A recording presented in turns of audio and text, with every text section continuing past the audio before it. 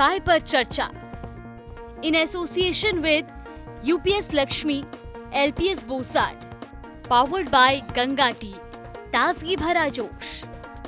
नमस्कार, जनता टीवी देख रहे हैं आप और मैं हूं आपके साथ जागृति खंतवाल। और आज जनता टीवी की टीम आप पहुंची है तौशाम और आज हमारे साथ चाय पर चर्चा के इस खास कार्यक्रम में चर्चा करने के लिए मौजूद है प्रसिद्ध समाज सेवी और बीजेपी नेता अनिल शर्मा जी। बहुत बहुत स्वागत है सर आपका। बहुत बहुत धन्यवाद। आप सभी को नमस्कार और आपके सभी दर्शकों को नमस्कार। सर, चाय पर चर्चा की शुरुआत करते हैं और आज सबसे पहला सवाल यही कि आप एक सफल उद्योगपति हैं, प्रसिद्ध समाज सेवी भी हैं, समाज सेवा में भी रहते हैं। एक बार आपने उद्योग शुरू करा, फिर उसके बाद कुछ उतार चढ़ाव आए, फिर दोबारा ज़ीरो से स्टार्ट किया। सफलता का राज क्या है? देखो, किसी के जीवन में भी सफलता का राज 3 चीज़ों से आता है: मेहनत, ईमानदारी और संयम। हर व्यक्ति अपने जीवन में मेहनत करता है, लेकिन वो एक पिक्चर में कलर भरता है। किसी का कलर खिल जाता है, किसी का कलर बह जाता है, किसी का कलर कम खिलता है। तो मैं कहता हूँ कि हमारा कलर खिला है, भगवान का आशीर्वाद भी चाहिए। लेकिन मैंने जो 3 चीज़ें बताई, तो वो 3 चीज़ों बहुत आवश्यक है। मेहनत एक पेड़ के रूप में है। आपने एक पेड़ लगाया मेहनत करते हुए, आपकी ईमानदारी उसमें पानी देने के लायक की तरह है कि भाई आपने उसमें पानी दिया, उसको सिंचित किया। तीनों चीज़ें लगातार कंटिन्यूस में होनी चाहिए कि आप मेहनत भी करें, ईमानदारी के साथ करें और संयम बरतें। अब मैं ईमानदारी को आपका एक परिभाषित करता हूँ। हमारे समाज में ईमानदारी सिर्फ पैसे के लेन देन के प्रति ईमानदार है ना, उसी को ईमानदारी समझते हैं। नहीं, ईमानदारी है कमिटमेंट के प्रति, काम के प्रति ईमानदारी, परिवार के प्रति ईमानदारी, मेरे देश के प्रति, मेरे समाज के प्रति, मेरे ग्राहक के प्रति, मेरे जो लोग मेरे साथ काम करते हैं उनके प्रति। हर जगह जब आप ईमानदारी करते हो, समय के साथ ईमानदारी करते हो, तब जाके आप ईमानदारी का पूर्ण रूप से इस्तेमाल कर पाते हो और आगे बढ़ते हो। तो मेरे जो सफलता का राज है वो यही है कि मैंने तीनों का बढ़िया से संयोग ऐसा बनाया कि मेहनत भी की ईमानदारी के साथ और संयम के साथ उसका फल लेने के लिए संयम रखा, तो आज सफलता की ओर बढ़े हैं। क्योंकि सर काफ़ी बिजी शेड्यूल भी रहता होगा और जिस तरीके से हम जब बिजनेसमैन का जिक्र करते हैं तो काफ़ी ज़्यादा लोड होता है उन पर। अब एक कंपनी चलाने वाला व्यक्ति राजनीति कैसे कर सकता है? आपने बहुत अच्छा सवाल किया है कि कंपनी चलाने वाला राजनीति कैसे चलाए। कंपनी चलाना अपने आप में एक बहुत टफ जॉब है। जब हम किसी दूसरे काम में होते हैं तो हमें लगता है वो काम आसान होगा। तो व्यापार अपने आप में एक टफ जॉब है। पहले काम को प्राप्त करना, फिर उस काम को सही समय के अंदर पूर्ण करना, फिर बजट के अंदर पूर्ण करना, फिर टैक्सेशन से आपको सही तरीके से निपटना और अपने सब साथियों को लेकर काम करना, ग्राहक को संतुष्ट करना। ये सारी चीज़ें व्यापार में आती हैं, कंपनी चलाने में आती हैं। तो यही चीज़ें जो है हमें राजनीति चलाने में और ज़्यादा मदद करती हैं। एक व्यक्ति अगर कंपनी चलाया हुआ है तो उसको पता है कि मुझे 9 बजे, अगर वो टाइम के प्रति कमिटेड रहता है, वो लोगों के प्रति कमिटेड रहता है, वो लेन देन के प्रति कमिटेड रहता है, तो हर चीज़ के प्रति कमिटेड होता है। और जो आदमी कमिटेड होगा वो राजनीति में और अच्छे से आगे बढ़ सकता है, क्योंकि कमिटमेंट का ही नाम जो है वो सफलता है और वही सेवा है। जब आप कमिटमेंट के पक्के नहीं होते हो तो आप जुबान पे नहीं रहोगे, आप काम पे नहीं रहोगे, आप समय पे नहीं पहुंचोगे, आप जिसकी जो बात की है उसकी बात को उठाओगे नहीं, तो वहीं आकर के आप पीछे हो जाते हो। तो इसलिए मैं तो ये कहता हूं कि जो बिजनेसमैन हैं, जो कंपनी चलाने वाले लोग हैं, वो अच्छे से और ज़्यादा अच्छे से राजनीति चला सकते हैं। बिल्कुल, क्योंकि आपने जिक्र करा कि किस तरीके से आपका बिजी शेड्यूल रहता है और अब तो आप एक सफल उद्योगपति हैं। सर, समाज सेवा का भाव कैसे आया? क्योंकि आज का समय ऐसा है कि इंसान पैसे के पीछे भाग रहा है और आप उसी को छोड़ करके राजनीति में समाज सेवा के लिए आना चाहते हैं।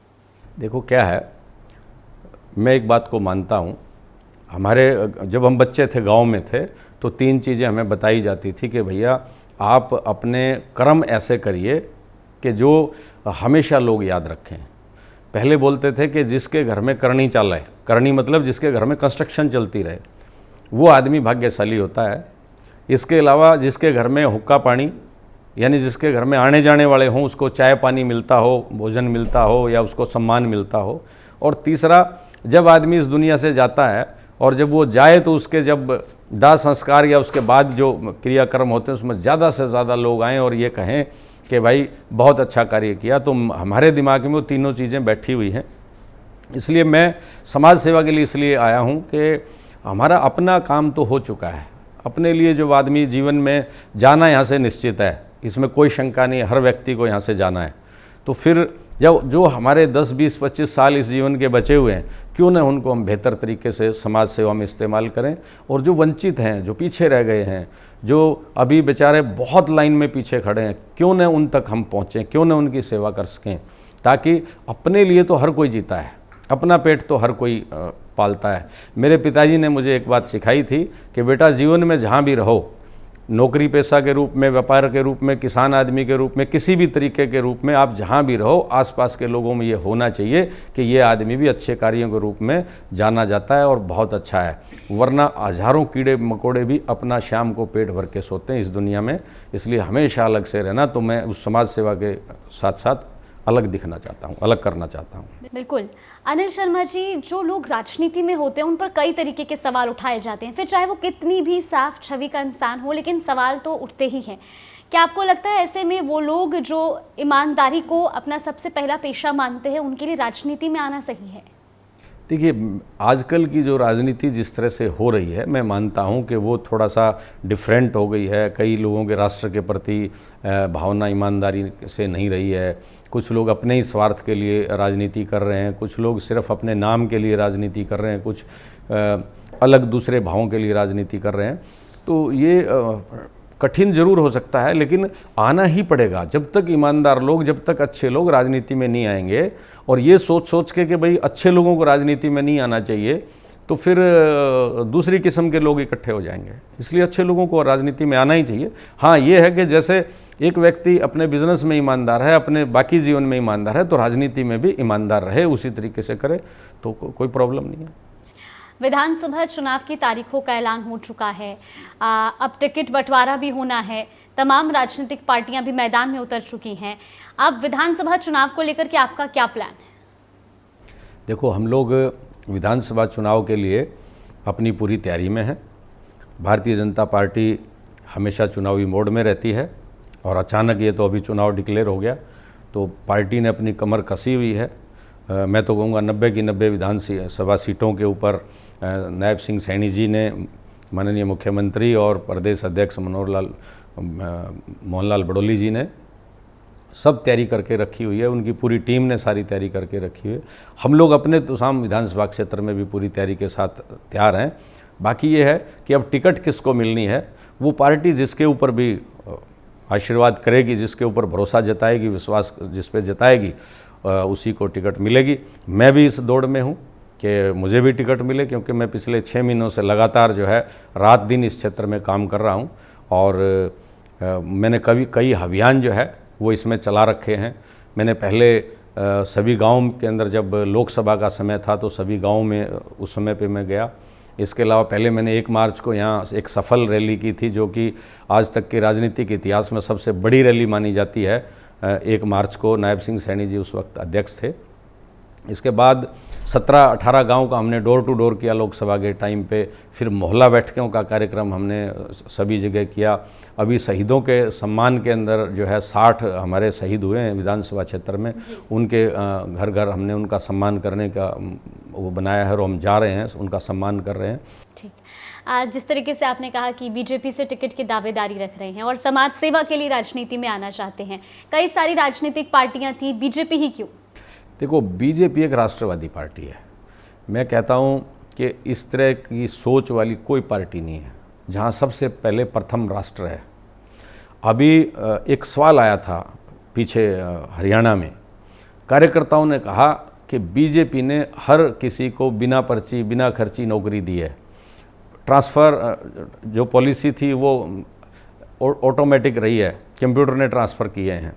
इसके अलावा बाकी सब चीज़ें जो है वो ऑटोमेटिक प्रयास किया गया कि सब काम अपने आप हों। तो कार्यकर्ता ने कहा कि भाई हमें तो नौकरी नहीं मिली, बाकी सरकारें तो नौकरी देती थी जी।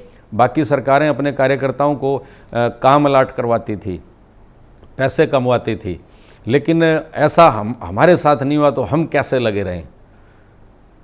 तो इतने साल से तो करते आ रहे हैं, आगे के लिए क्या रोड मैप है?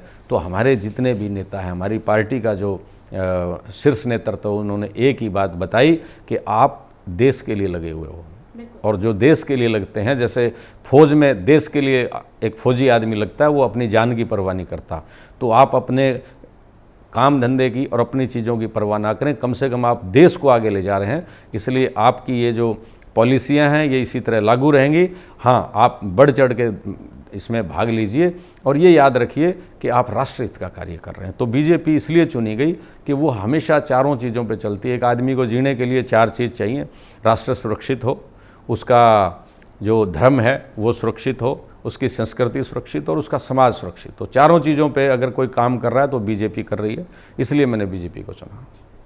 सर, आप कह रहे हैं कि भारतीय जनता पार्टी की जो योजनाएं हैं, परियोजनाएं हैं, उससे जनता खुश है और जो राष्ट्रवादी की नीति है उससे आप प्रेरित हुए, लेकिन कांग्रेस चला रही है हरियाणा मांगे हिसाब अभियान, असर पड़ेगा जनता पर?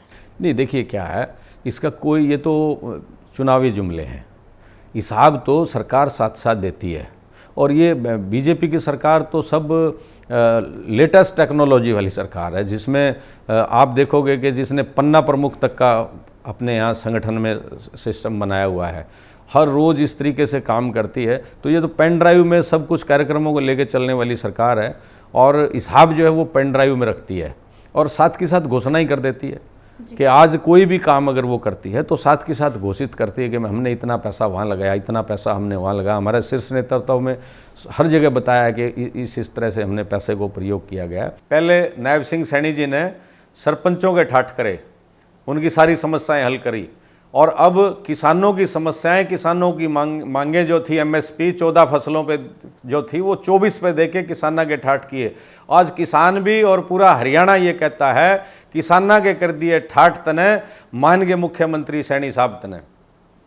ये जो लोग अपनी पारिवारिक पार्टी हैं वो हिसाब मांग रहे हैं एक नेशनल इंटरनेशनल लेवल पार्टी से जो पूरे राष्ट्र का ख्याल रखती है, राष्ट्रीय पार्टी है और हमेशा से पूरे विश्व को साथ में लेके चलती है, और ये परिवारवादी पार्टी है। तो परिवारवादी पार्टी का तो घर की भई काको लिखण में हमारे यहाँ कहावत है कि अपनी भई है कुछ भी लिख लो। तो ये तो वैसे लोग हिसाब मांग रहे हैं, तो हिसाब का कोई मामला नहीं है, सिर्फ एक चुनावी मुद्दा है। ठीक सर, तोशाम विधानसभा में मौजूद है तो तोशाम का भी जिक्र कर लेते हैं। तोशाम में किस तरीके का आपका रोड मैप है अगर आपको यहाँ से मौका दिया जाता है, और ख़ास तौर पर क्योंकि चुनाव का समय है तो कई सारे दावेदार होते हैं टिकट के लिए, आपकी दावेदारी कितनी मजबूत है? देखिए, दावेदारी हमारी काफ़ी मजबूत है। क्यों मजबूत है कि यहाँ पे हम बहुत ज़्यादा बीजेपी पार्टी से हमारे लोग जो है वो लगे हुए हैं काम करने के लिए, वो भी इस लाइन में है, हम भी इस लाइन में हैं।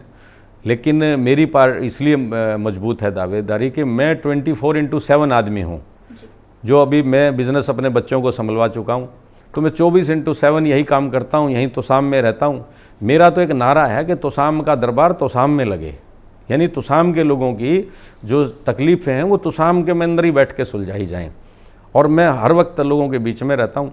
प्लस जीरो से चल के सब चीज़ों में होते हुए वो वापस इस भाइयों के बीच में आए, तो हमें तो इनके बीच में रहने में आनंद आता है। इसलिए मेरी ज़्यादा मजबूत दावेदारी है कि मैं लोगों के बीच में रहने वाला व्यक्ति हूँ। अभी जब हाल फिलहाल में मुख्यमंत्री नायब सिंह सैनी की ओर से किसानों को जो राशि आवंटित की गई, उसके बाद आप चंडीगढ़ गए सीएम आवास पर, आपने किसानों की तरफ से उनको सम्मानित किया और वहाँ पर आपको किसान नेता कहकर संबोधित किया गया। किसान नेता क्यों? देखिए, मैं वैसे जीवन में कई बार कई मौके मिलते हैं, कई किरदार निभाने का मौका मिलता है आदमी को। मुझे पहले एक मजदूर नेता के रूप में किरदार मिला, जो खानक में 1997 से लेकर 2004 तक जो है यहाँ आंदोलन हुए, चौटाला की साहब की उस टाइम गवर्नमेंट थी, तो उस समय काफ़ी इस एरिए को दबाने की कोशिश की। इस पहाड़ है यहाँ खानक का, उसके ऊपर नाके वगैरह लगाए गए थे, तो हमने उसके खिलाफ एजिटेशन किया था। 12,000 लेबर एसोसिएशन थी यहाँ पे, 12,000 लोग थे, मैं उसमें जनरल सेक्रेटरी था। तो मैं उस वक्त भी मजदूर नेता हुआ, फिर बाद में मैं बिजनेसमैन हुआ। आज अगर मैं देखूँ तो कई संस्थाओं में मैं इंडिया लेवल पे उसमें भी अग्रणी हूँ, लेकिन किसान नेता मैं इसलिए हुआ कि मैं 500 एकड़ में खेती करता हूँ छत्तीसगढ़ में, ऑर्गेनिक खेती करता हूँ, प्रगतिशील किसान हूँ। मैं यहाँ सिवानी में भी किकराड़ में मेरा फार्म है जिसमें 16 एकड़ में नेट हाउस लगा हुआ है, जिसमें शिमला मिर्च और हम खीरा उगाते हैं। तो किसान के बारे में हर चीज़ जानता हूँ। और मैं एक नेता जो है, नेता आपको क्यों कहा जाता है? नेता का मीन्स ये नहीं है कि राजनीति में आया वही नेता है। नेता का मीन्स है कि जो लीडरशिप के जिसमें गुण हो वही नेता है। तो ये बचपन से लीडरशिप के गुण हैं और इस लीडरशिप को हम आगे बढ़ाते रहेंगे। अनिल शर्मा जी, हमने आपके सोशल मीडिया प्लेटफॉर्म पर भी देखा, आप पर्यावरण को लेकर के काफ़ी सजग रहते हैं, पर्यावरण प्रेमी एक तरीके से कह सकते हैं। तो कहाँ से ये भाव आया और क्या कुछ इसके लिए कदम उठाए गए? देखिए, ये भाव इसलिए आया कि हमने इस क्षेत्र में देखा है कि पानी नहीं है जी। मैं छत्तीसगढ़ में भी देखा है कि जिस क्षेत्र में मैं वहाँ पे फार्मिंग शुरुआत की तो वहाँ पे पानी नहीं था। छत्तीसगढ़ में एक धमदा ब्लॉक है, वहाँ पे पानी ड्राई जोन है। तो हमने वहाँ पे भी इस तरह के काम किए कि पानी कैसे हम बढ़ा सकते हैं, कैसे पानी बचा सकते हैं। तो वहाँ पे भी मैंने अपने फार्म में इस तरह से उसको डिज़ाइन ड्राइंग किया है कि 10 एकड़ के तालाब बनाए, 40 फीट गहरे। वहाँ बारिश बहुत ज़्यादा होती, 1300 मिलीमीटर बारिश होती, तो उसी के पानी को हम इकट्ठा करते हैं और उसी से रीइरीगेट कर रहे हैं, उसी से सिंचाई का साधन बना रखे हैं। आज वहाँ पे 7 किलोमीटर में वाटर रिचार्ज हो गया। तो मेरे दिमाग में ये था कि पानी को कैसे बचाया जाए और पानी को कैसे बनाया जाए। पानी बनने के लिए पेड़ चाहिए, वैसे कोई फैक्ट्री में तो पानी बनता नहीं। तो इसलिए पर्यावरण के प्रति हम सजग हैं और जगह जगह पेड़ लगाते हैं। अब जैसे प्रधानमंत्री जी ने एक पेड़ माँ के नाम अभियान जो चलाया, मैंने अपनी माँ के नाम में इस बार सैकड़ों पेड़ लगाए हैं, कई गाँव में पेड़ लगाए हैं और उनकी रखवाली के लिए उनको ट्री गार्ड भी दिए गए हैं। इसके अलावा पानी का जो है उनमें दिक्कत ना आए तो हमने पानी के टैंकर भी जो है वो कई टैंकर दिए हैं। यहाँ पंचायत तोसाम को भी टैंकर दिया है, एक हमने भी अपना एक ट्रैक्टर टैंकर लगाया हुआ है ताकि अलग अलग जगह पे कहीं पे पहले मानव को पानी मिले, कहीं कमी हो तो, और फिर पेड़ को पानी मिले। तो इसलिए पर्यावरण के प्रति हर किसी को मैं ये कहना चाहूँगा कि सजग होना ही चाहिए। आने वाले समय में आज जैसे लड़ाई सरकार पे सत्ता के लिए चल रही है कि कौन सरकार बनाए, आने वाले समय में अगर हमने पेड़ नहीं लगाए और हमने पर्यावरण को सही नहीं रखा तो लड़ाई पानी पे होगी कि पानी आपको मिले या हमें मिले। तो इसलिए सबको पेड़ लगाने चाहिए। मैं भी उसके प्रति हमेशा सजग रहता हूँ। बिल्कुल। सर, जब हम तोशाम हलके की बात करते हैं, अगर यहाँ से आपको टिकट मिलती है और उसके बाद जो जनता है वो आपको चंडीगढ़ तक पहुँचाती है, तो आपकी सबसे पहली प्राथमिकता क्या होगी? हमारी सबसे पहली प्राथमिकता, देखो मैंने पिछले 6 महीने में तोशाम क्षेत्र का जो एक निष्कर्ष निकाला है कि यहाँ पे किन चीज़ों की कमी है। यहाँ जो सिंचाई है उसका बहुत अभाव है। हमारे 106 गांव हैं इस हल्के में, 16 गांव को छोड़ के लगभग 90 गांव में पानी की सुविधा नहीं है, खेती का पानी नहीं, सिंचाई का पानी नहीं है।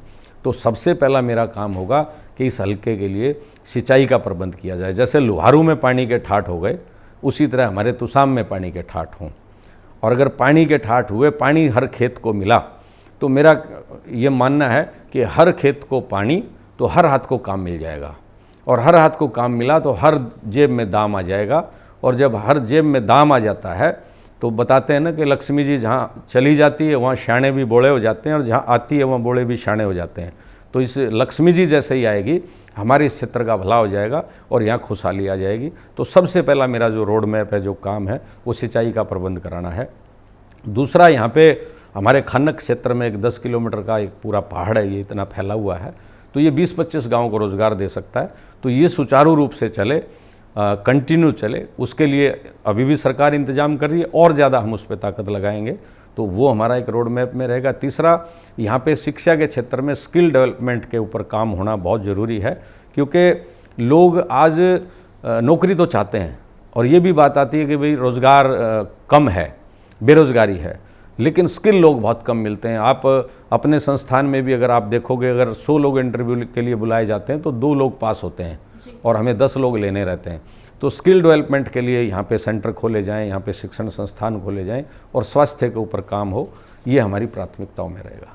बिल्कुल, आपने भी जिक्र करा और हम भी लगातार देख रहे हैं कि बीते 6 महीने से आप लगातार हर विधानसभा में जा रहे हैं, भारतीय जनता पार्टी की नीतियों का प्रचार प्रसार कर रहे हैं और ख़ासतौर पर हमने देखा कि जो शहीदों के परिवार हैं वहाँ पर आप जाके उन्हें सम्मानित कर रहे हैं।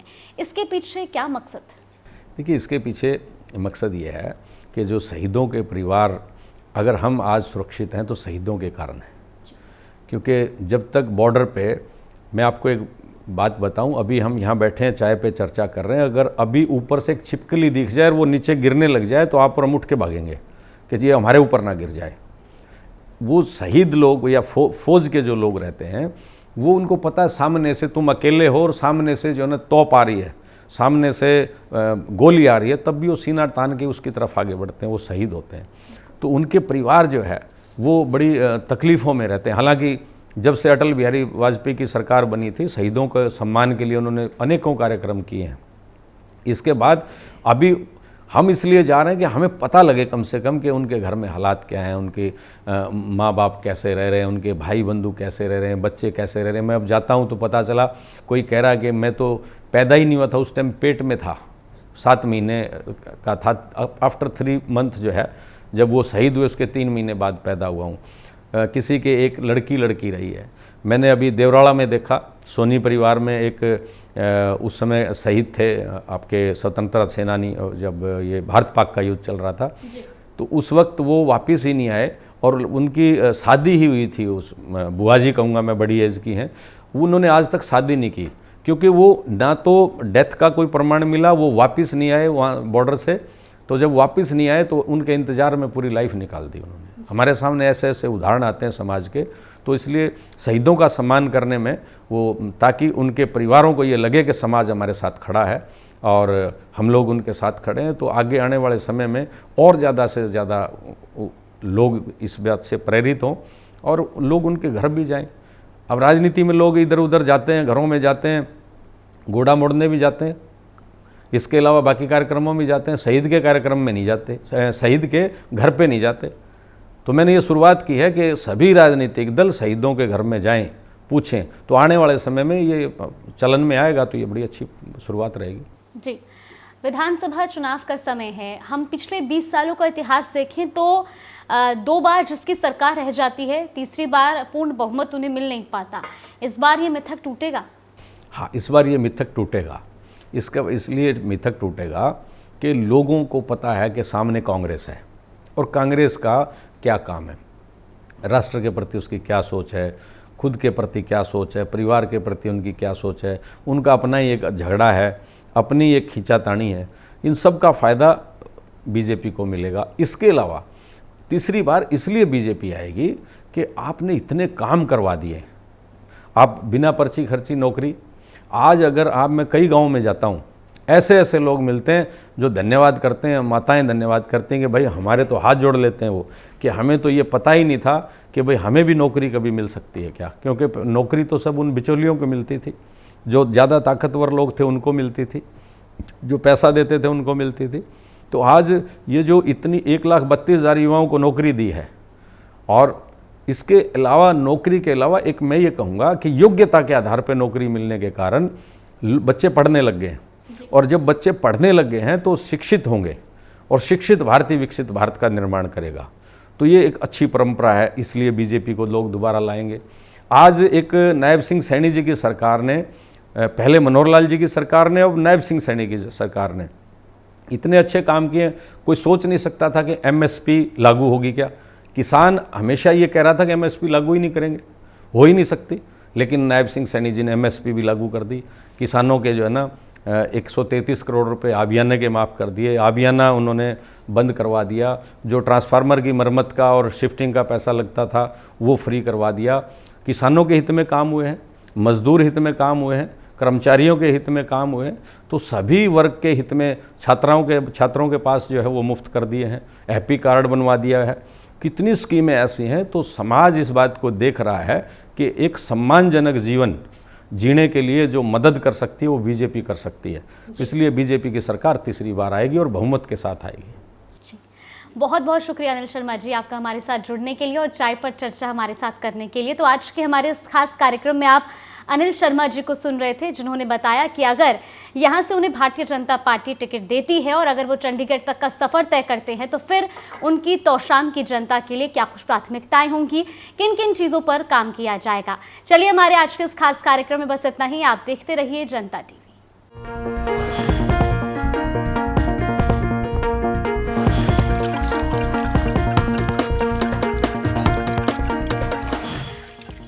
चाय पर चर्चा in association with UPS Laxmi, LPS Bosat, powered by Ganga tea, ताजगी भरा जोश।